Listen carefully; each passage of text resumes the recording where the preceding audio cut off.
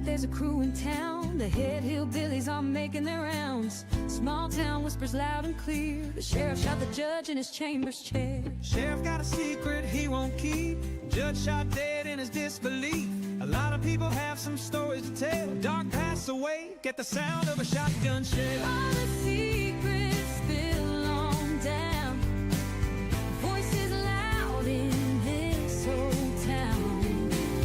From the courthouse to the ground, rumors fly and they can't be bound. Neighbors hide behind their blinds, whisper tales of troubled minds.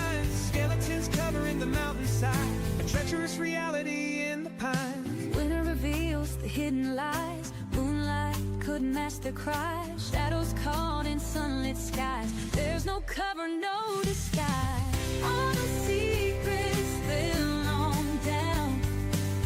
Voices loud in this old town. From the courthouse to the ground, rumors fly and they can't be bound.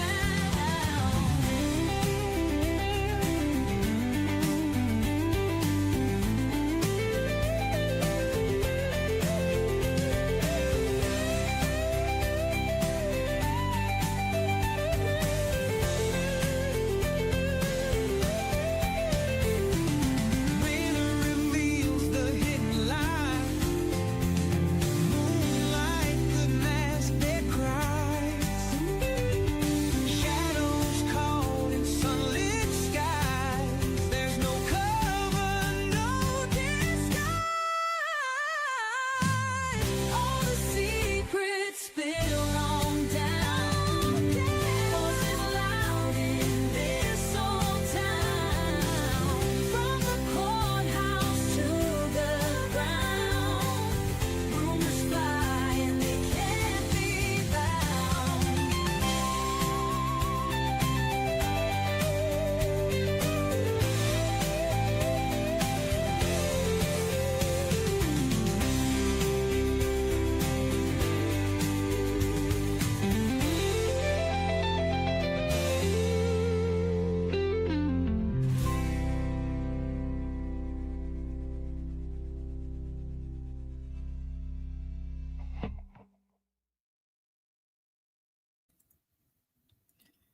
Hello, I guess better late than never. I am so sorry. If you've not been here before, welcome to our show. So this is Hillbilly Crime. My name is Elizabeth, and I have been nonstop. I have not looked up. I've worked on the Hillbilly Crime shop all day, and I've got her launched, y'all. So I posted the link to the shop in the Hillbilly Crime post section because I haven't got them connected right to where you can just go to the store and it pops everything up. So I'm still working on troubleshooting some things around, but we've got her going. And now I've got to redo all the designs and put them up the right way. Hey, man, I'm learning a whole new industry. Doing it all on my own, too.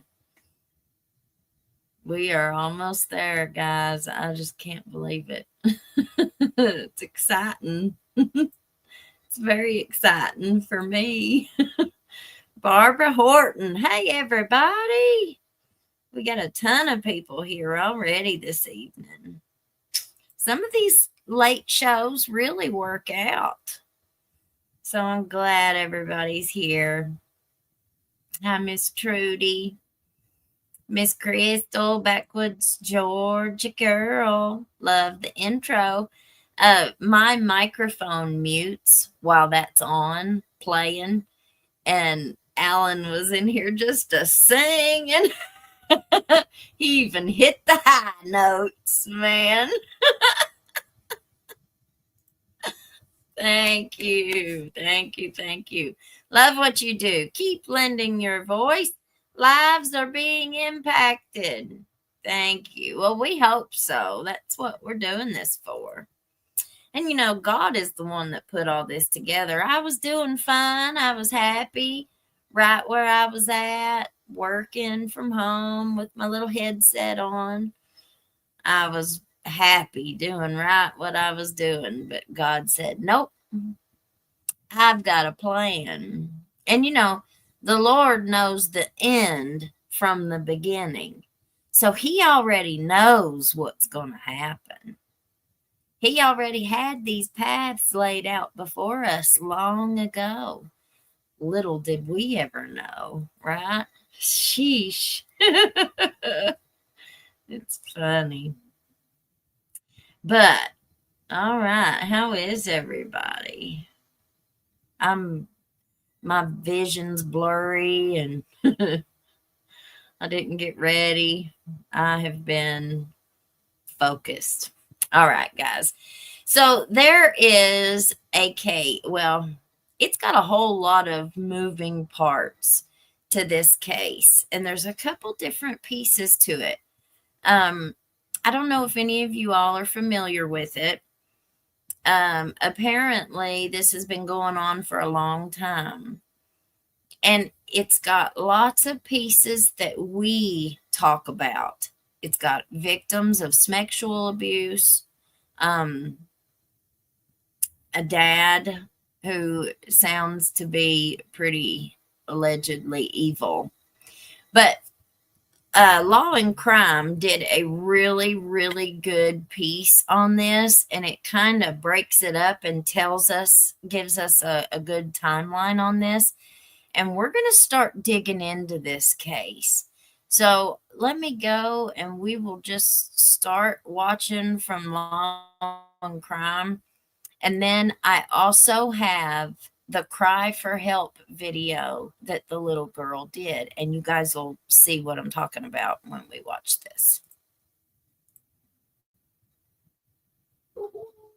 He put underground was actually an undercover cop. But that is just part of this twisted story. My brother died protecting me from my father, Aaron Solomon. My father's a monster. It makes me want to vomit. I don't want to get the music in there. We have a lot to unpack in the case of Gracie Solomon. This is her picture in custody after her last court appearance near Nashville. She's currently being held on a $500,000 bond as she faces a charge of first-degree solicitation murder for hire. This picture is per WSMV TV. In attendance for that hearing was the man who she allegedly tried to have killed. This is her ex-husband, Aaron Solomon. He's a former local news anchor in Nashville. Before we get into exactly how this alleged murder for hire plot went down, supposedly in a suburban mall parking lot, we have to go back years to all of the public issues that this couple has had. In 2013, court records show that Aaron Solomon filed for divorce. Aaron was a former local news anchor who left the desk a few years prior. Here's the Facebook post from his co-anchor in 2011 announcing that Aaron resigned from his position in part to focus more on he and his wife's business.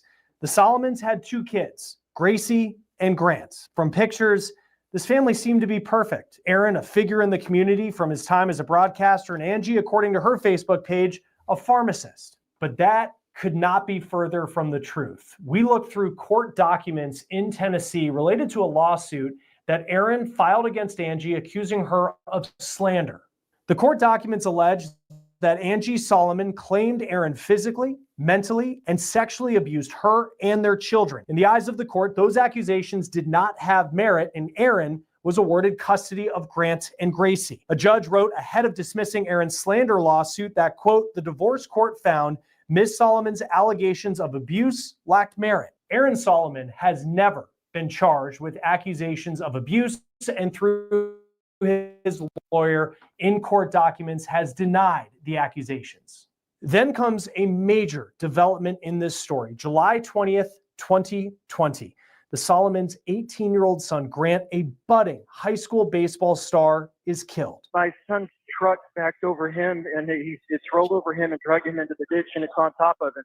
That is the 911 call that Aaron Solomon made after police say Grant died in that tragic accident. We're hearing this on a podcast that was posted by digital journalist Nick Shepard with Angie Solomon last year. This happened at a baseball training facility near Nashville. Investigators say that Grant was run over by his own truck in the parking lot, and the only witness to what happened was Aaron Solomon, according to Angie. These are some of the pictures that police posted, and Angie put them on a website that we'll talk about in just a moment. Aaron has never been charged in the death of Grant, but the fact that he was there has fueled opinions that Grant's death should have been investigated more. Some have called it suspicious. Some people have called it mysterious. And many say that not enough was done.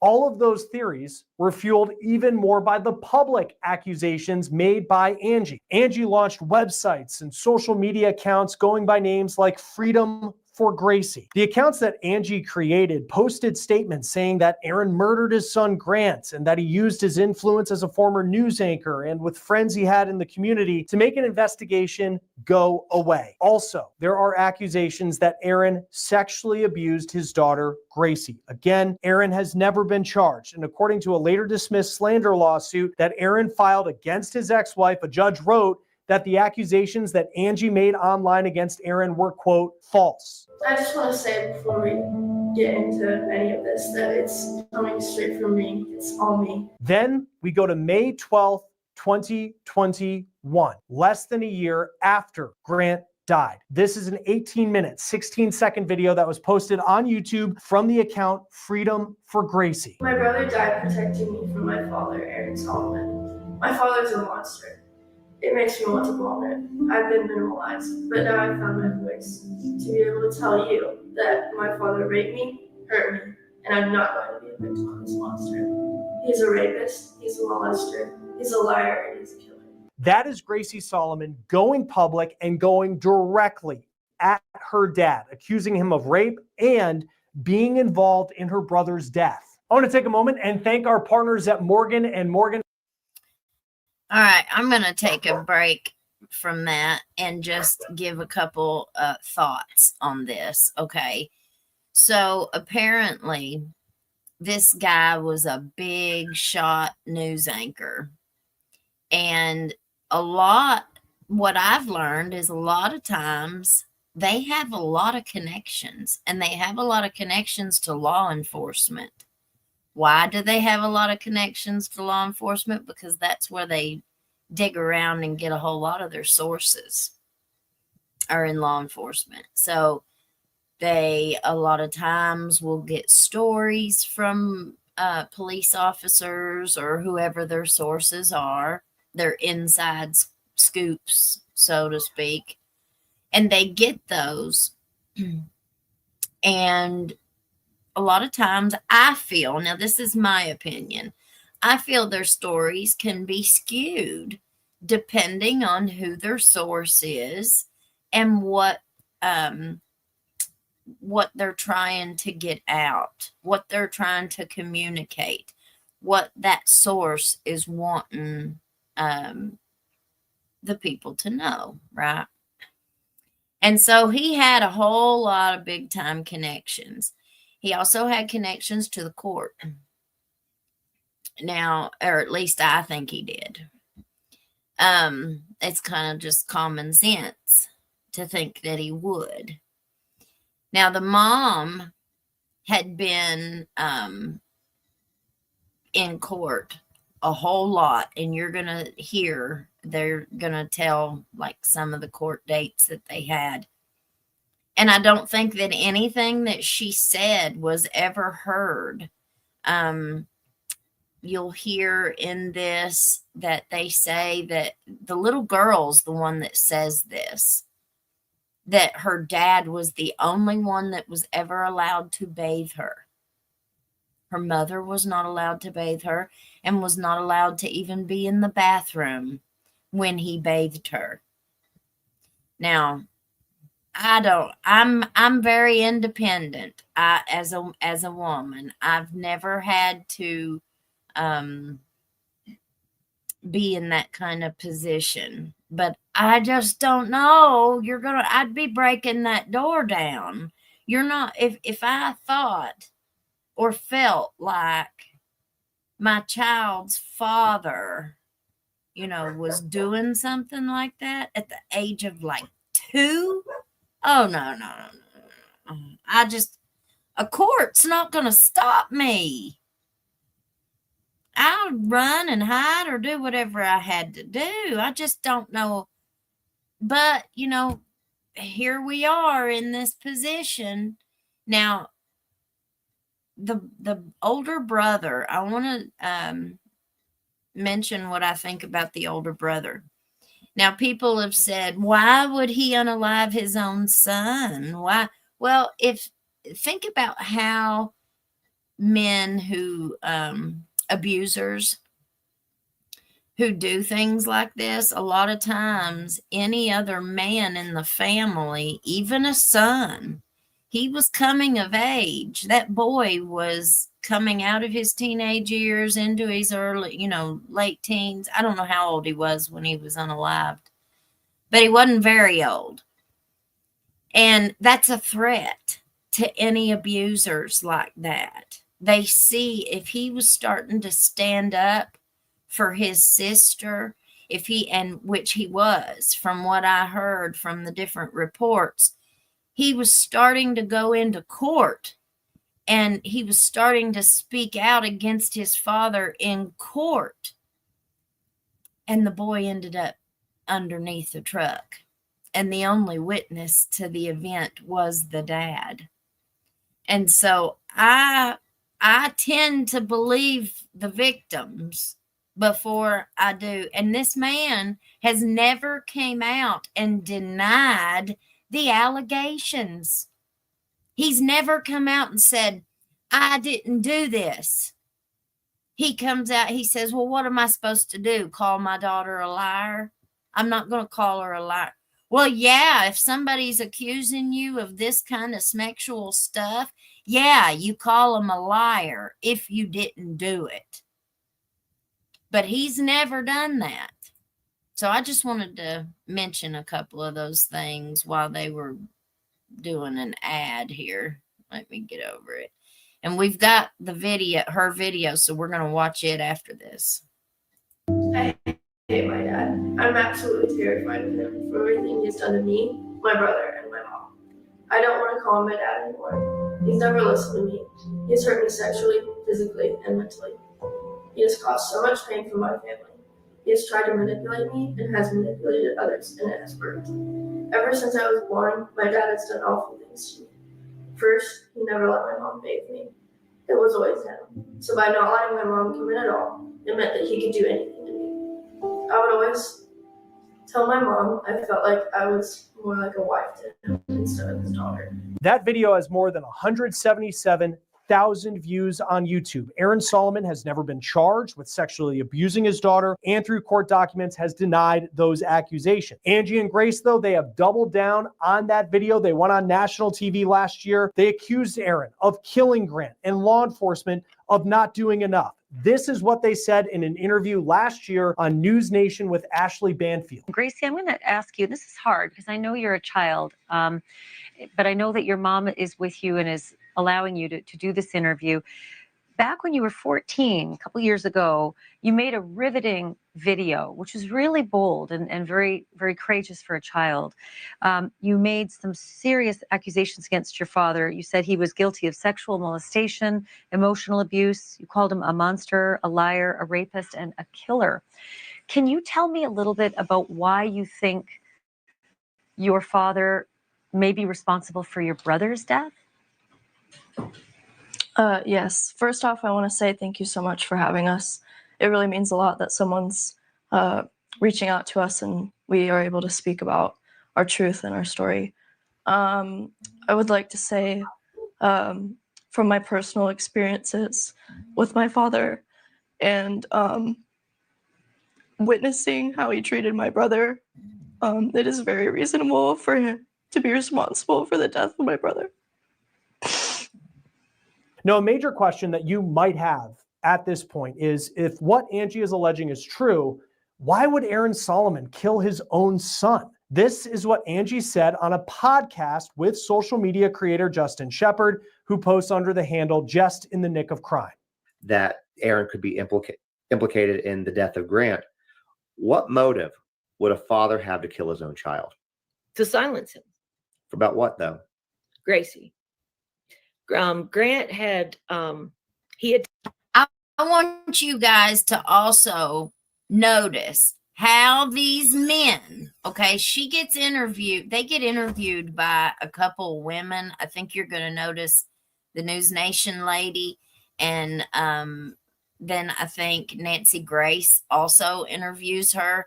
But whenever the men interview her, I want you to listen to how they speak to her and how they, I don't know, just the tone and the way that they speak to her just really, it makes the hair on the back of my neck stand up.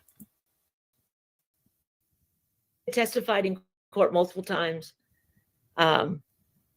He took great pride in who he was as a person, his integrity, and also his intellect we were talking about earlier. And he had testified, and even testifying, judges would say, "You're never going back." There's a judge here in juvenile court in Williamson County that Grant told, "I'm afraid my dad's going to kill me." And he looked at him and he looked at Aaron and he said, "I think you're big enough to take care of yourself. You can go back." So he was very hurt that no one would believe his mother or believe him and not believe his sister to get us help. And when he turned 18, he had planned, he did not tell me this, he told his friends and his girlfriend, Hannah, that he was going to take Aaron to court himself and expose him. And for who he is and what he's doing and for what he's done to Gracie. And he was going to fight for custody of Gracie himself so that he could make sure she was safe. Aaron Solomon has not spoken publicly to the media about the accusations that are being made against him by his ex-wife and his daughter. In 2021, when Aaron sued Angie for slander, you can see he lists several names as defendants, but Gracie was not one of them. That slander lawsuit was eventually dismissed in federal court, the judge saying that federal court was not the proper venue to hear Aaron's suit and that he was not able to properly show how Angie's accusations hurt him financially. The years of accusations of sexual abuse, domestic violence, and even murder led us allegedly to what happened in this mall parking lot near Nashville on April 11th of this year. Police say at 2:15 in the afternoon in this parking lot, Angelia met with someone that she thought was a hitman. Police say she wanted to hire someone to kill Aaron Solomon. She allegedly... I don't know if I can say that I wouldn't have done the same thing that she did. How many years had they been begging somebody to step in and do something? And nobody did anything. The courts ignored them all.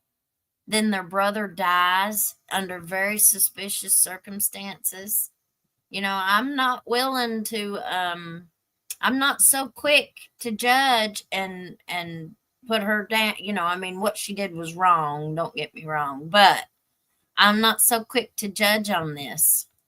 Promised a future payment to the hitman and even provided the registration of her vehicle as a form of initial payment. The arrest affidavit reads that Angelia allegedly wanted Aaron to, quote, disappear and, quote, be put underground. Police say Angelia gave the hitman information on where to find Aaron, like where he may work and where he lives. That hitman was an undercover police officer. They arrested Angelia. They charged her with solicitation to commit first-degree murder. Right now, Angelia Solomon's being held on a $500,000 bond. The alleged motive for hiring a hitman to kill her ex-husband, police say it would be to give Gracie access to a trust fund. Joining us now is Justin Shepard, a digital journalist. Many people know him on social media with the handle Just in the Nick of Crime.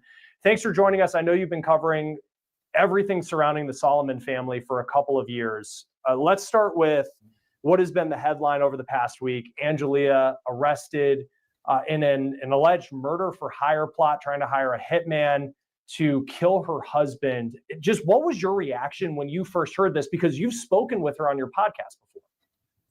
Yeah, I was absolutely shocked when I saw it. About 8 people sent me the article, and I kind of looked at it, and it took me a minute for it to register, and it was something like, Franklin woman, Franklin, Tennessee, Franklin woman, arrested for murder for hire plot for her basically ex-husband, news anchor, and I'm like, wait, it can't be. And I opened it up, and I was just like, mouth was on the floor, like jaw was on the floor. I was beyond shocked to see that she was arrested in a murder for hire plot. Yeah, and not only is it ever shocking when you see someone who's trying to allegedly hire a hitman to take someone out, but in this case, I mean, this is a story that goes back. It's overwhelming when you just start peeling away the pieces of it. When did you first start covering Angelia Solomon and the accusations that she was making against her husband? So I can't remember exactly the date, but it's been a few years.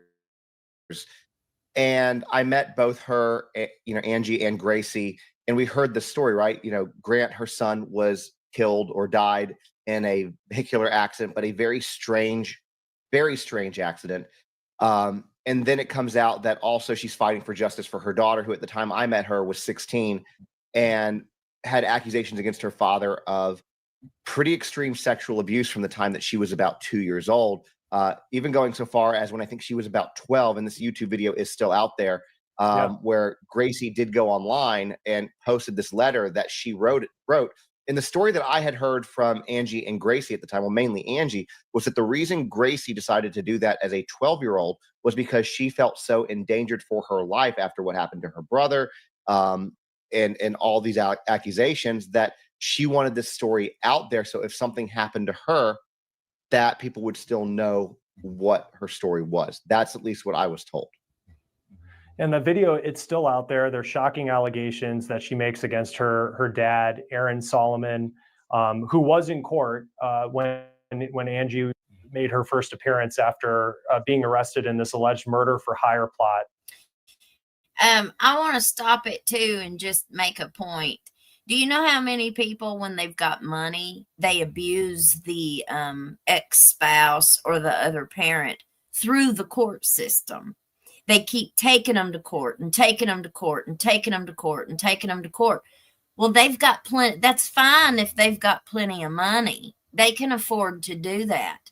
But when you are the other party and you don't have a whole lot of money, every time you have to go to court, that costs, think about how much money lawyers cost. So they can really, really hurt you financially in the court system. They abuse it. And if they've got help with their buddies in the court system, you ain't got a chance. You don't stand a chance. I want to talk about Grant Solomon for a second, because where they really started to get attention, and in 2020 he dies, and Aaron is the only witness to it, and that had a lot of people raising questions and concerns about what happened in this case. But Aaron was never charged. He's never been charged in anything. What do we know about why he wasn't charged? Well, according to Sumner County Police Department, there's no evidence to charge him. They ruled it as an accident. Now, if you talk to Angie, they're going to say that Sumner County covered it up. They swept it under the rug, that he has immense power in the state, friends with the governor, friends with people in a high-powered church, which, in Tennessee, churches still do carry a lot of weight, a lot of power, but that's what we're being told. At this point, if you look at the documents from the medical report, from the police report, I'm not trying to get into a conspiracy here, but it doesn't really add up. And that's not to say that the person who filled out those reports initially with the police department just wasn't medically knowledgeable to do so. But what I can tell you is that he had a Toyota Tacoma. It was about 5 years old at the time. And the story is that he was getting his baseball bat out of the back of the car, or baseball gloves, some of his equipment. And the truck just started rolling backwards on him. Like, it came out of gear, stopped working, and it was on a fairly steep hill and began to roll back, dragging him underneath it, ultimately killing him, having him under a ditch. But what's really strange to me about it is that the marks on, like, he wasn't really cut up, bruised up that much, at least according to the reports, which didn't really indicate dragging on hot asphalt pavement in July in Tennessee, which would be incredibly, incredibly hot. On top of that, the vehicles, because Aaron was in a car and Grant was in his truck, had just driven from Franklin, which is about 40, 50 miles, give or take, again, on a hot July day. And there was no indication of like burns from the exhaust system or anything like that. And, Grant wasn't like, he was definitely a fit, tall, bigger kid, Right.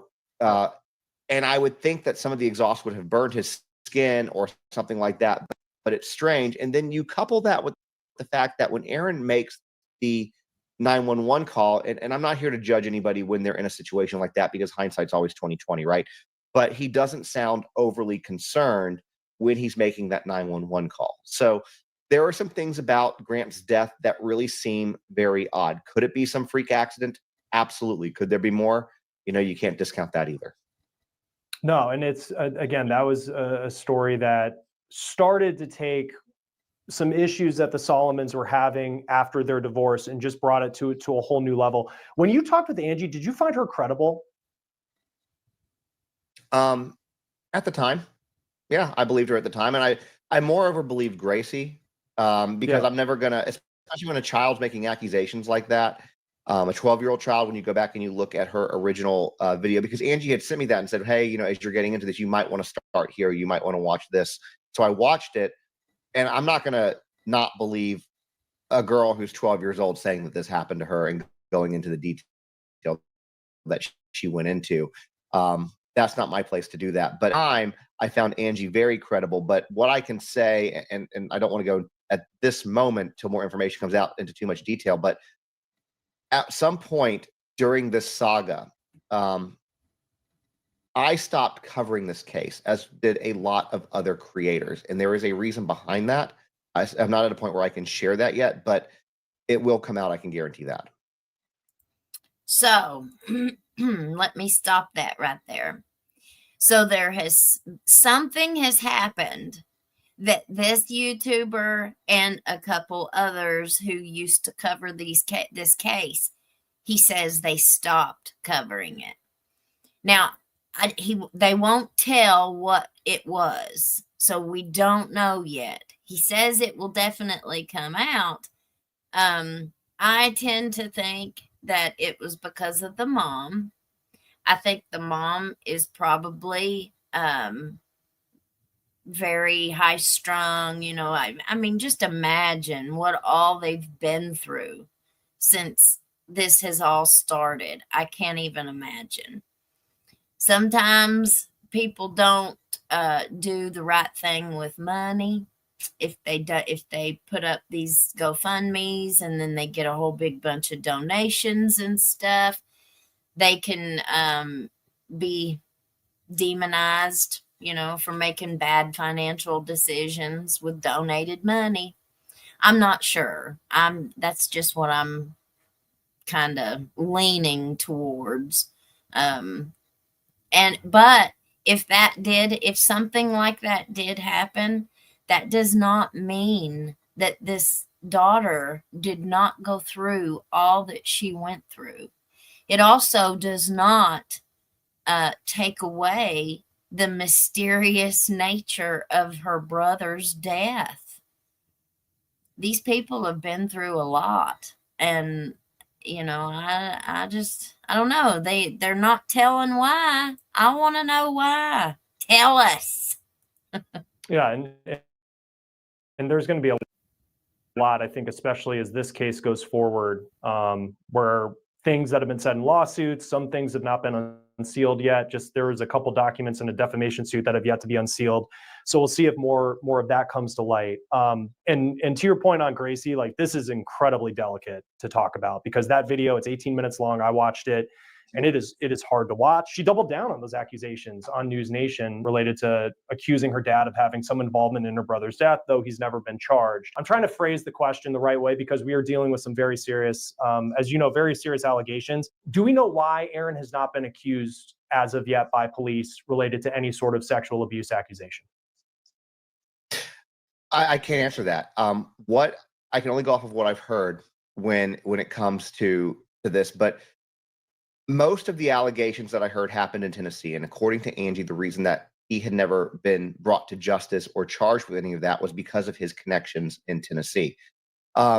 However, there was a situation that she shared with me that happened at a baseball game, Grant's baseball games in North Carolina. And if that's the case, which she says that it was, that allows for the FBI to get involved because now you've crossed state lines. And whatever power he may wield in Tennessee, he's not going to wield in North Carolina. He's certainly not going to wield with the federal government. And so I had heard that the FBI had gotten involved and was speaking to people.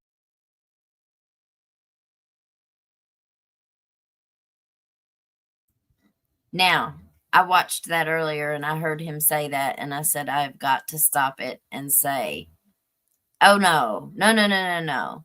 This guy is completely wrong with what he just said. All we have to do is look at how the FBI has managed the cases here in Eastern Kentucky. And these people are right across the line. They're just right across the mountain in Tennessee. They might be a couple hours from here, if that. This area, remember, it's cultural. The way that men abuse, the sexual abuse, it's not just men. Listen, it's women too. But the sexual abuse in this area is just so prevalent. Like, it's just everywhere.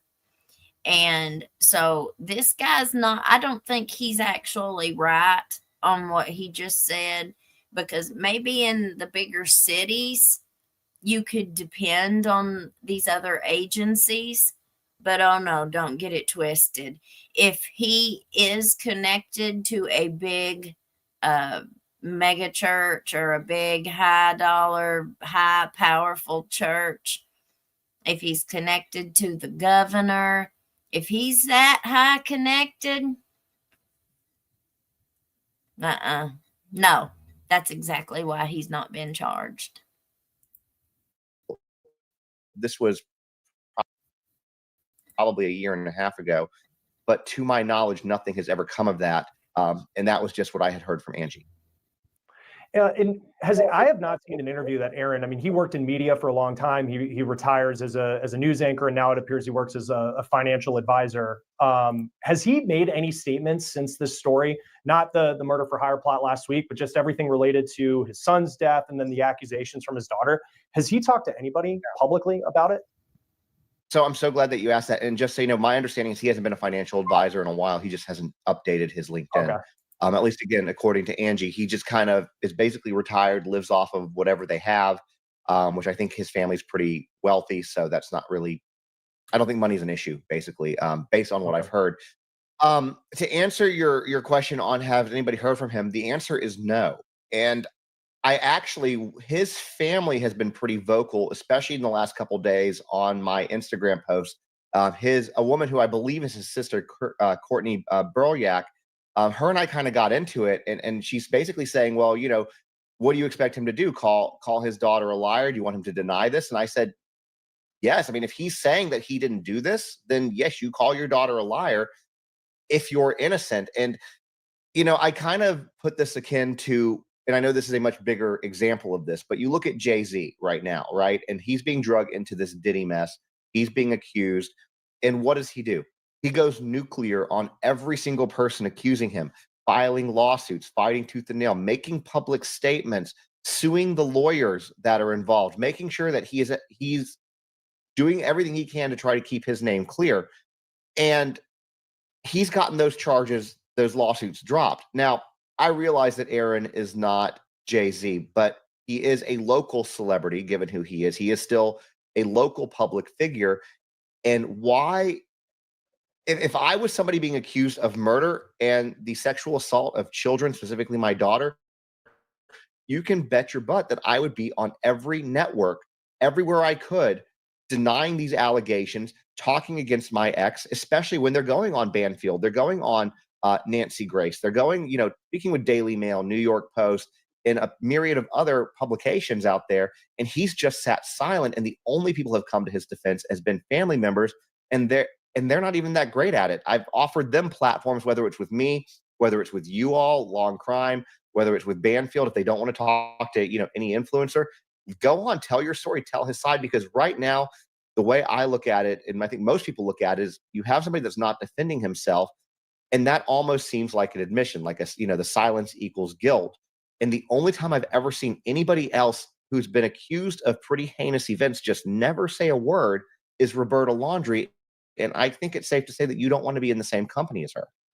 No, certainly not. How do you balance, just as you've covered this story, where you have Aaron's never been charged, but you do have some of the speculation that anybody can see on social media right now, people are talking about. And then you look at Angie Solomon.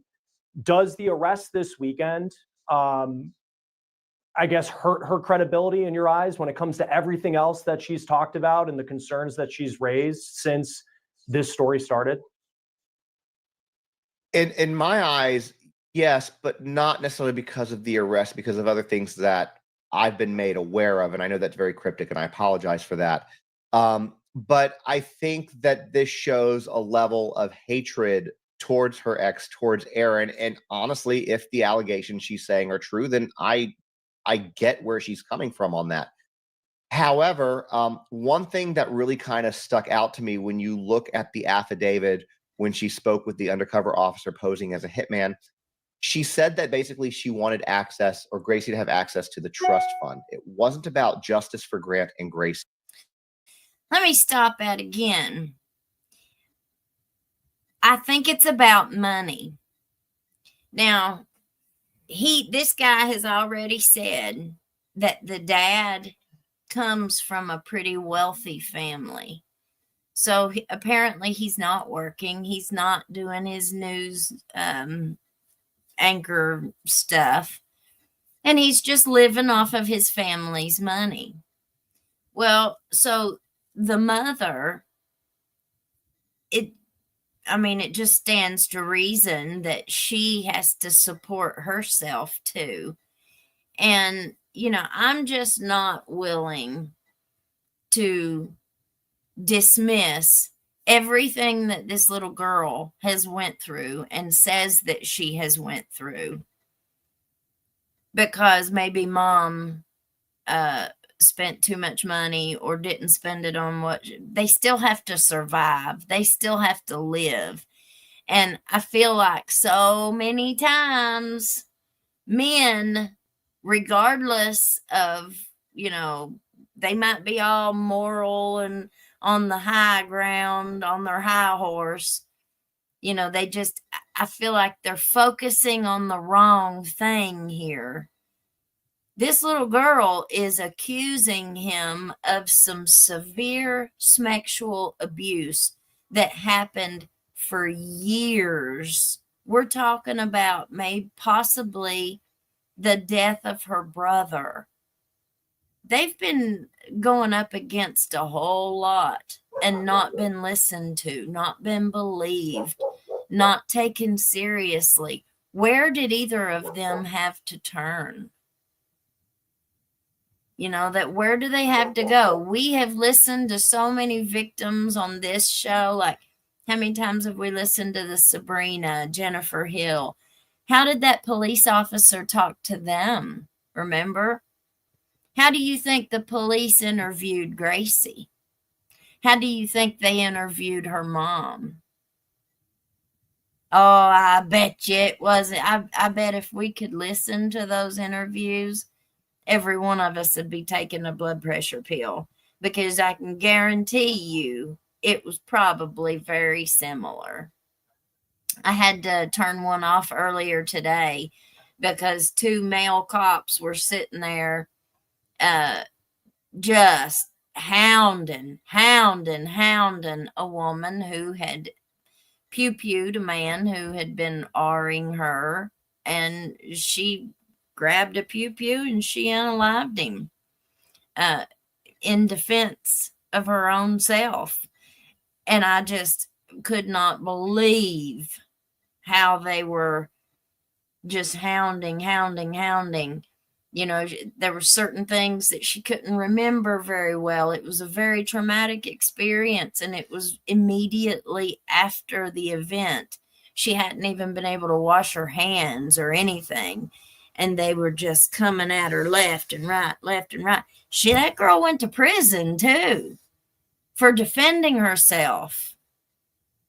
It's just unbelievable to me how women and victims of sexual abuse are treated and dismissed. Like maybe if she misplaced or if she spent too much money on something that they don't think was what she should have spent money on, that's more important than what this man is accused of doing. Do you see what I'm saying?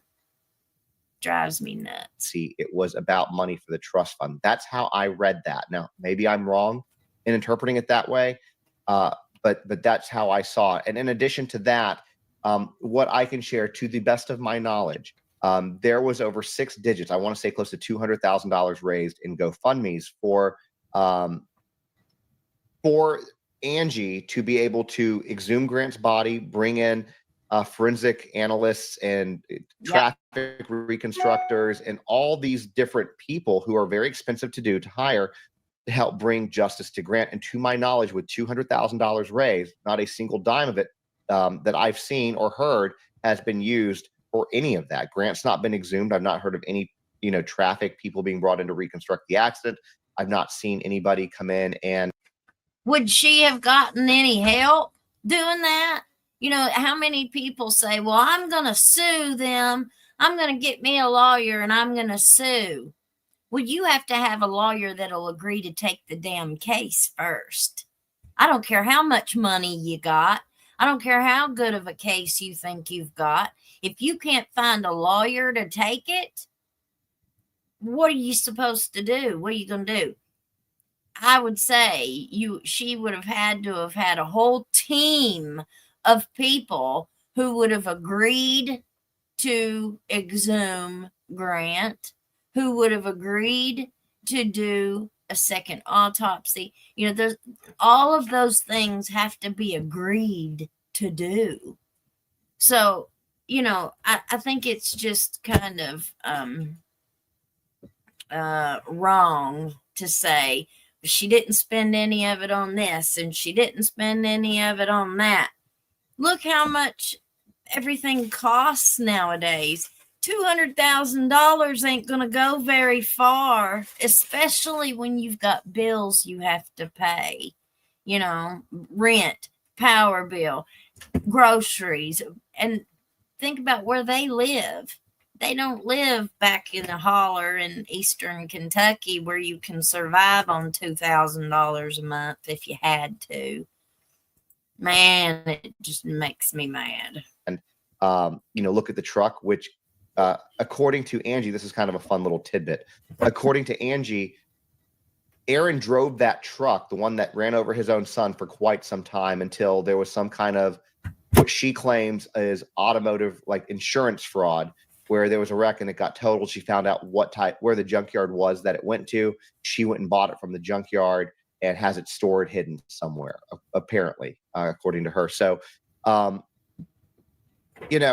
she has the stuff in her possession to be able to do this, but she hasn't done it. And, Grant's been gone. It'll be 5 years in July. And to our knowledge, even in the wake of this, not that a murder for hire arrest would mean that they would reopen the investigation into the son, that the state district attorney, they're not interested, it appears at this point, to reopen that investigation. That's what I understand. And Sumner County Police even recently made a comment saying that this was basically an accident. There's nothing really to open, kind of open and shut. And it sounds like, at least for the investigation into Grant, that's going to be where it's at, unless she wants to continue to pursue it independently and uncover something that is glaring, that was missed or swept under the rug, which, that might exist. But as it sits right now, Grant's case is going to be where Grant's case is. Her best bet is for Gracie, who is still, her living, breathing child, who is 18 years old now, who can speak for herself. And I think that if you want to go against Aaron, legally speaking, that's going to be your best, or criminally speaking, that's your best bet. But again, these are allegations that have been out there for a long time, and nothing has happened to my knowledge. We know that there's not been an arrest, at least.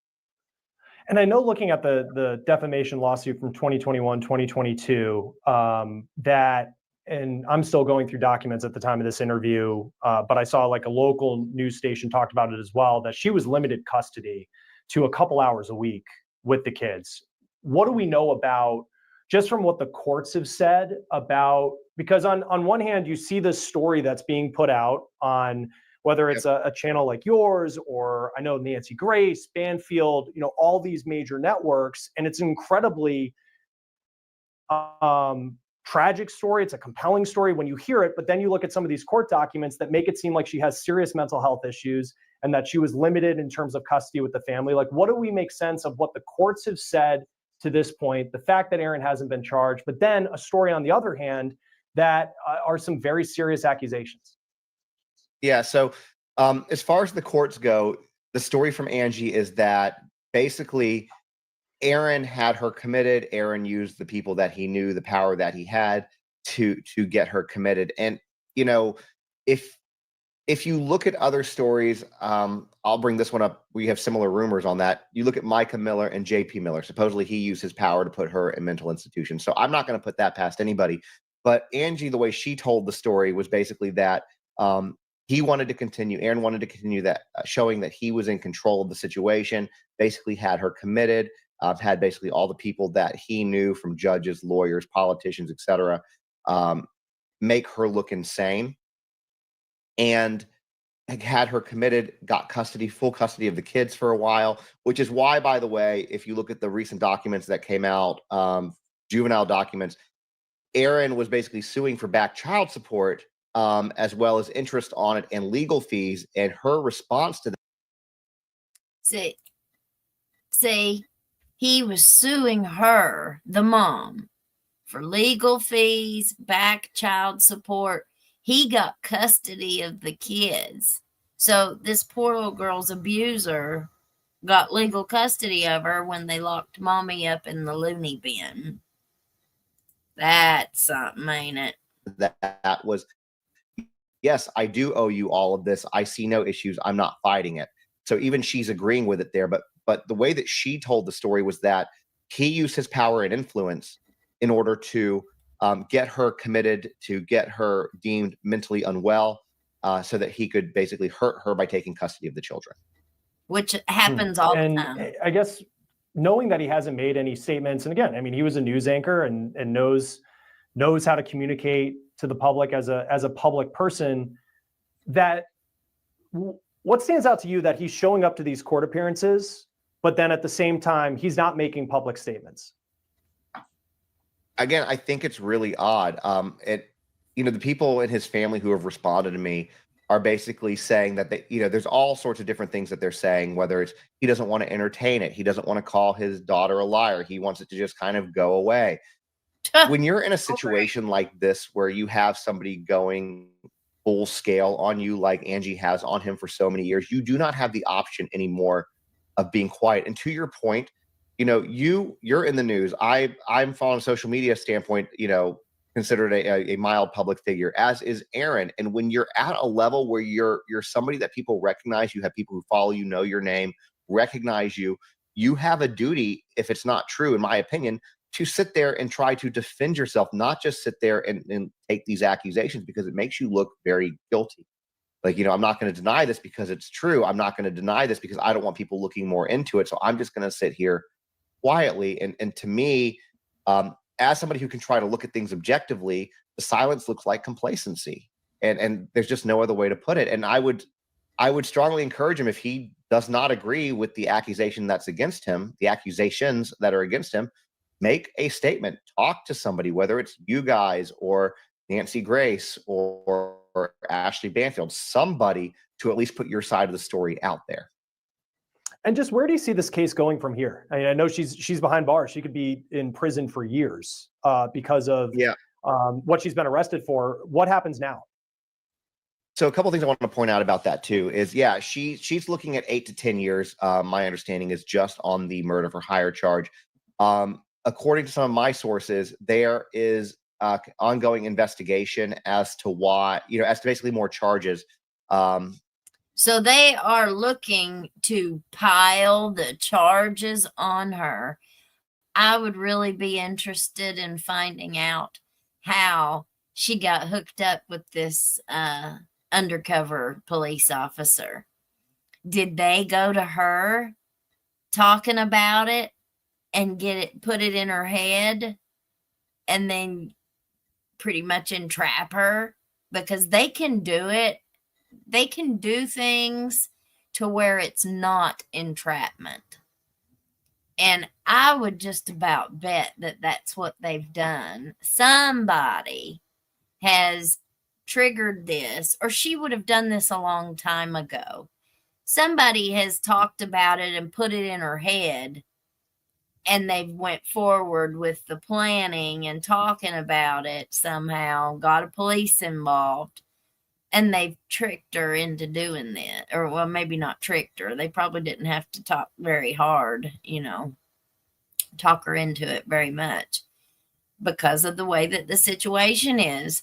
And what he just said, they're looking to pile on more charges. So she really didn't do herself or her daughter any favors by doing this. But it sounds to me like they planned, like this dad has gotten away with a whole lot. He's sure gotten away with a whole lot, ain't he?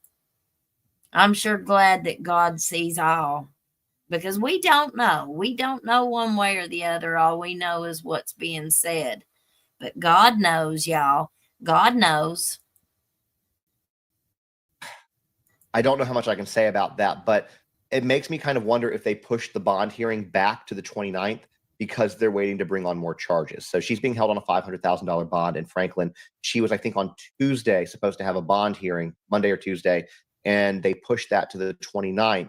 I think that there's going to be more charges brought on her, whether it's related to this or other things. I know that Aaron had allegedly subpoenaed, well, not even allegedly, we know from the documents, had subpoenaed the or her bank records for Chase Bank, supposedly to look at the GoFundMe money, to go after the GoFundMe money that she collected. And the other thing about this that I really want to point out that's very interesting, in my opinion, is that usually when you deal with murder for hire plots, you're looking at federal charges. It's rare to see something that's just really confined to the local space, TBI, Tennessee. Right. And from what I understand is you're not going to see federal charges brought on this murder for hire because everything, it was not done with a computer. So there's no, using a device, interstate device, to try to make this deal happen. But it was all kind of done word of mouth. She meets up with the undercover officer. She offers the vehicle of her car, or the title registration to her car, as collateral, along with some cash, and they arrest her. And this goes down 2:00 in the afternoon. When I first heard, I was like, oh, this was like some late night seedy kind of thing. But no, it was in a very, very nice part of the Nashville area, right in the middle of the day. Yeah, and it would make sense too, because I know it was a concerned citizen that came forward to alert the police this was going on. So word of mouth, someone getting, when you hear someone's looking for a hitman, allegedly, you would hope someone would go to the police in that case. It's a fascinating story. I know, Justin, you've been following it for a long time, and in some ways, this is a new chapter that is very much in its infancy, and we'll see how it all plays out. Justin Shepard, just in the nick of crime on social media. Thanks for joining us on Law and Crime, helping us break it down. No, absolutely. Thank you. And for your listeners and your audience, I think that this is going to get really big. I think that with all the layers that are going to be surrounding this, start watching now, because if not, you're not going to be able to keep up with it.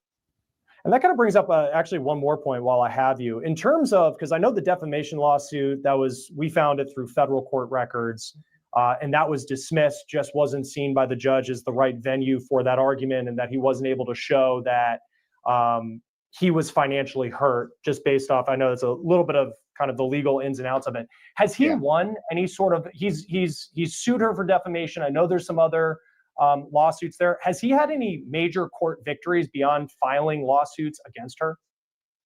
Not that I'm aware of. And he also filed lawsuits, to my understanding, against several social media creators who were covering it, because, you know, it's very important when people are covering things like this, as you know, to make sure that you use terms like allegedly and supposedly and according to reports, because if not, you're really just throwing out blatant accusations, and you can't legally do that.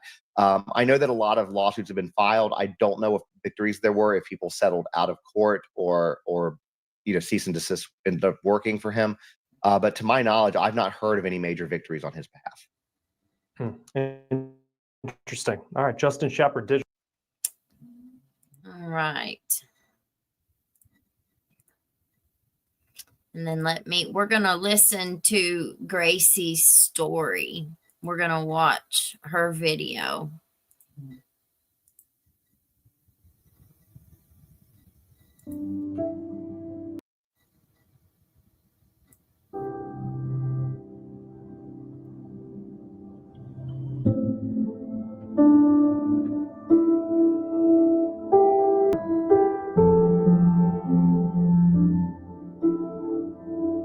Straight from me, it's all me, and no one else is telling me what to do. My brother died protecting me from my father, Aaron Solomon. My father's a monster. It makes me want to vomit. I've been minimalized, but now I've found my voice to be able to tell you that my father raped me, hurt me, and I'm not going to be a victim of this monster. He's a rapist, he's a molester, he's a liar, and he's a killer. I hate my dad. I'm absolutely terrified of him for everything he's done to me, my brother, and my mom. I don't want to call him my dad anymore. He's never listened to me. He's hurt me sexually, physically, and mentally. He has caused so much pain for my family. He has tried to manipulate me and has manipulated others, and it has worked. Ever since I was born, my dad has done awful things to me. First, he never let my mom bathe me. It was always him. So by not letting my mom come in at all, it meant that he could do anything to me. I would always tell my mom I felt like I was more like a wife to him instead of his daughter. He would always bring his phone into the bathroom with him. At the time, I didn't know it, but I strongly believe he was taking pictures and videos. I had to learn to hide my body from him by flipping my hair over, because he wouldn't leave me alone while I was showering or getting out. He would make excuses like me needing a towel or my hair was hard for me to wash on my own, so he would be able to help me. He is a sick person. After showering, he would sit me down in his lap with only a towel to brush my hair. He brushed through my hair so aggressively, I would sometimes cry. I had terrible scars from that, and they are still somewhat visible. I even remember taking a bath as a young kid, probably first grade, and him washing me with the Dove bar soap completely up and inside of my privates. I know now that it was probably his hand, but I was too young to know any better. All of my grandparents knew about the abuse and still supported him. This little girl goes into a lot of detail. And if you pay attention, you know, you just know. Somebody that was faking it, that's lying about it, would never know this much detail to even tell. I was at his house at night. I would sometimes feel like I couldn't control my body, or I would get sleepy and wake up in my dad's bed. One night, I woke up with rashes on my inner thighs, both, and my privates also burned frequently. One of Grant's friends remembers looking over the upstairs railing and seeing my head slung over, and Dad wrapping me in his lap. Sorry. Every night, my dad would lock his bedroom door. Sometimes I was sick or crying. Most of the time, probably missing my mom so much. And I would bang on his door and scream for him. He never answered. While I lived with him in 4th grade, I practically broke my back by falling and hitting the edge of a concrete culvert and big rocks. It was almost impossible to walk for a while. He didn't care enough to even take me to the doctors. I have records now of how bad my back was injured 3 years later from the incident. In the car, if we said something that made him mad, he would speed up really fast, and it would scare me and Grant. Dad is super manipulative and has manipulated so many people. He even tries to convince me that I am being brainwashed by my mom and everything I remember never happened. He tries to scare me into thinking my mom's house is unsafe. He knows how scared I am of robberies and kidnapping or getting taken from my mom. In fact, he took me away from my mom for years when I was just ending my kindergarten year. Later on, he told me that I was never going back to my mom and that she was actually dead. I don't remember when I found out that she was alive. It was wrong. At court, Dad's attorney got inches away from my face and tried to manipulate me into thinking what my dad did to me didn't really happen by saying, "Do you really think your dad would do something like that? Do you actually remember that happening?" He was so close to me that I could smell his cigarette breath, and his tone really scared me. When I learned I had to go back to North Carolina with my dad, I was completely broken and didn't want to stop hugging my mom. He told my dad to pull me off of her and leave because he could. I eventually was able to go to family therapy, sometimes with my dad and Grant. One time I told Grant he could leave the room because he would always be there for me. I told him I was terrified of him being at my school and trying to get me. He got so mad. He reached to throw a chair at me, but ended up storming out of the room. He was screaming and his face was blood red. My counselor tried to calm him down in many ways. One way was by giving Indian sunburns and telling him that he would always have control over Grant. Dad would just scream at Grant, like I could hear it from everywhere in the house. It was awful. One time Grant and I were watching TV together, and all of a sudden Dad comes up and grabs Grant by his shirt, pulls him up, and just yells at him in his face. It was so bad to watch. Dad would get into Grant's head so much. He would limit food and call him fat, criticize him just to the point where Grant would feel so awful. Dad would limit the time Grant had in the bathroom, on his phone, etc. Why the bathroom? Dad would keep our phones in his bathroom, which is locked, in his bedroom that is also locked. Dad never wanted Grant to be around Hannah, his girlfriend, or any of his friends. My dad, I really need someone to do something. I need my own attorney. My guardian ad litem isn't even talking to me, and she's doing things and saying things that I disagree with. No one in this court has listened to me or Grant, and that is why he is gone. So please, I really need someone to listen to me. This is from October 21st, 2020. Ever since Grant, my brother, passed 3 months ago yesterday, my dad, Aaron Solomon, has been stalking us and just coming at us by throwing away and forgetting about boundaries I had set.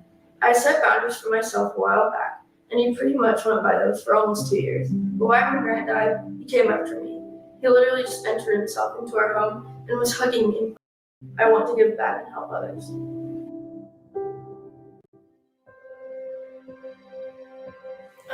Well, I mentioned that I want to help others, especially women and children in the same situation, and I want justice for myself and my mother and my mom. Family. Granted, running. Running's a big thing. I love track. And just friends, just in God. He's helped me through all of it, so. Well, God, it's just, He's answered everything, honestly. And maybe that sounds cliche, but I mean it. He does. And I've seen signs recently, and now it's kind of Grant and God. So.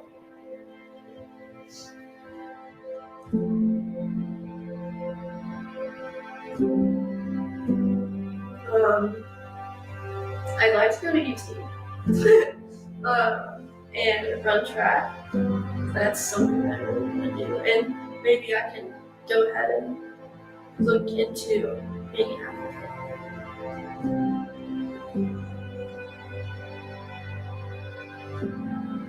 I don't know how long the classes are for being an FBI, but that would be amazing.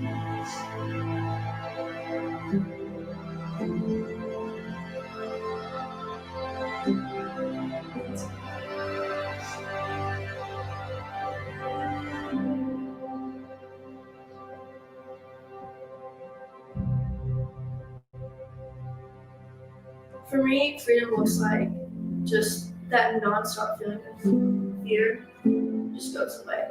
And I've always wanted to just be a normal teenager, and hopefully that's maybe soon. But to me, just all my problems went away, and just, just being, I guess.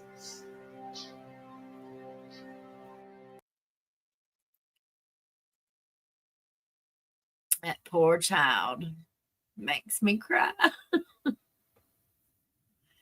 Josephine,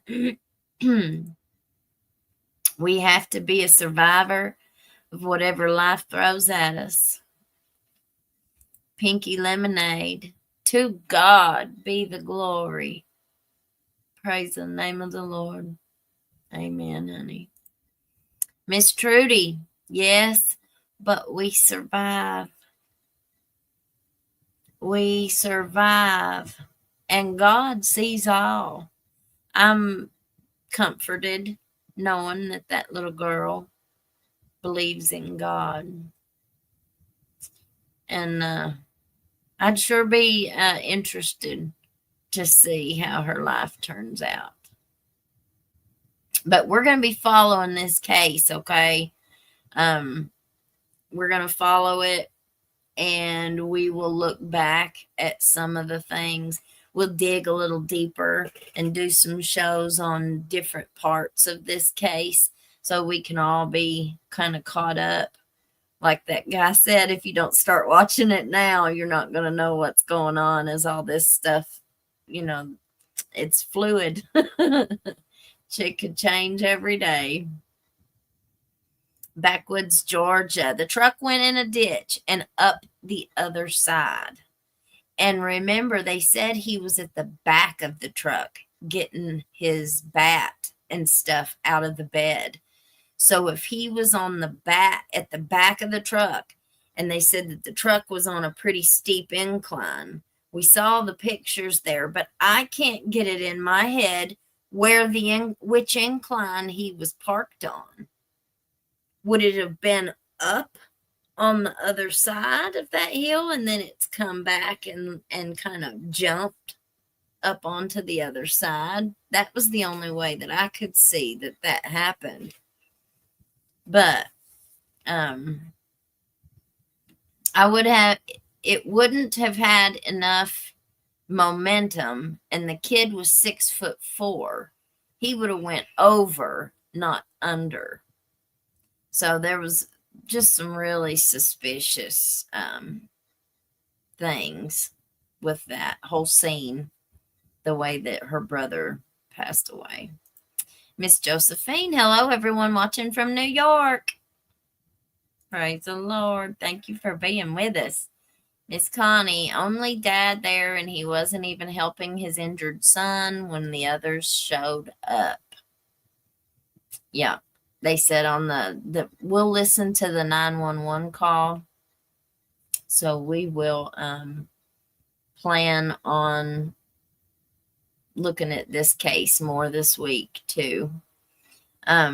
We've got some other things going on, but now that we've got the store started, I will spend a little bit more time trying to get that going. Cindy, RN, I became a SANE, SANE nurse to help in some way, but the pain is still there. The trauma is always there. Where my sister unalived herself, it stopped me in my tracks. Children should never be used. No, they shouldn't. And this is a good thing. If anybody pays attention, when parents bad talk the other parent, it's never good. It is not good. Children internalize that themselves. They end up thinking, well, maybe if I hate mom like dad does, then maybe dad will love me more. Or maybe if I hate dad like mom does, maybe mom will love me more. And then they've also got subconscious stuff going on. And I only know this from experience because I was one of those children.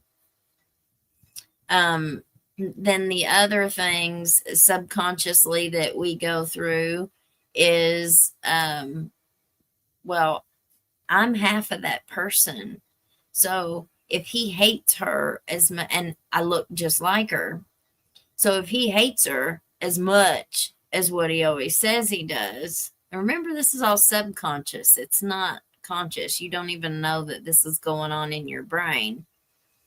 Then I've got to stop being so much like my mom, or he's going to hate me too. And then it just causes all kinds of issues that, parents just don't understand, because we're all too wrapped up in our emotions and in our feelings. And I heard something one time, some kind of an expert somewhere along the line said that, or that I heard say, that children, by the time they are 6 years old, by the time they are 6, their personality is already formed. So they're going to be who they're going to be by the time they're 6 years old. So those first 5 and 6 years of their life is critical. It's absolutely critical for who they're going to be in life. And so that's really important to know. Sandy, the older kids feel guilt than the younger kids do, and it's a cycle. Yep, it is. Gigi Lynn, that was a hard watch, but this is the chat to watch it with. Y'all are wonderful, so thank you, chat. Yeah, most of us have been through it. Most of us in the chat on this channel have been victims, so we know what it feels like. And that's why it gives us such a great support. This gives us a wonderful victim support platform. All right, guys. Well, I'm going to let you all go.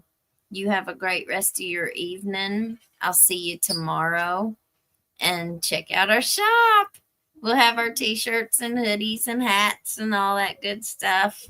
We'll put up as much stuff as we can. All right, y'all. Have a good evening. Praise the Lord. Lord Jesus, we praise you tonight. We're so thankful that you give us another day to be able to come together and be able to lift your name up in praise and in worship and just be together and worship you in truth, Lord. We thank you for all that you do for us. We thank you for the blessings that you give us. We thank you for the health that you give us, Lord. Any of us that need healing, need a touch from you, Jesus, I pray that excuse me, I pray that you will touch each one of us that need it, whether it's physical, emotional, spiritual, but above all, Lord, we pray for the spiritual healing of so many that need it, Lord. I pray that you will soften the hearts of those that are lost and that you will bring them to their knees to where they will reach out for you, Lord. I pray that you forgive me for my sins, Lord. Show me the way. Go before me down my path, Lord, and just guide me. Guide us all. We all need it, Lord. I pray that you will just put a watch over my mouth and things that I don't need to say, Lord. I pray that you'll keep me from saying them.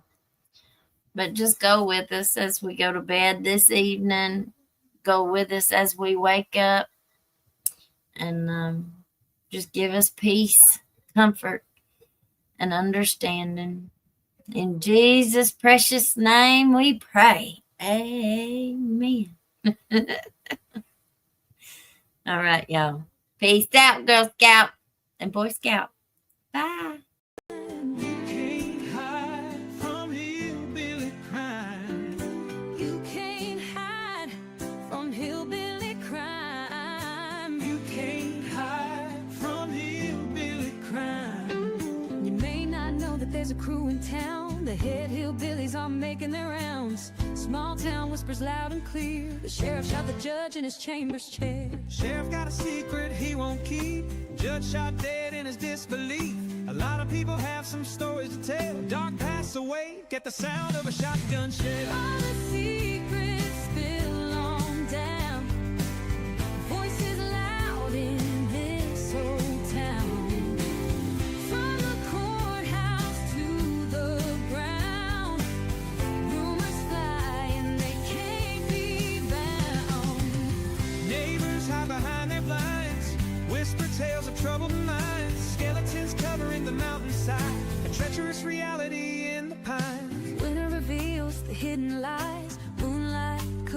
the cries. Shadows caught in sunlit skies. There's no cover, no disguise. On a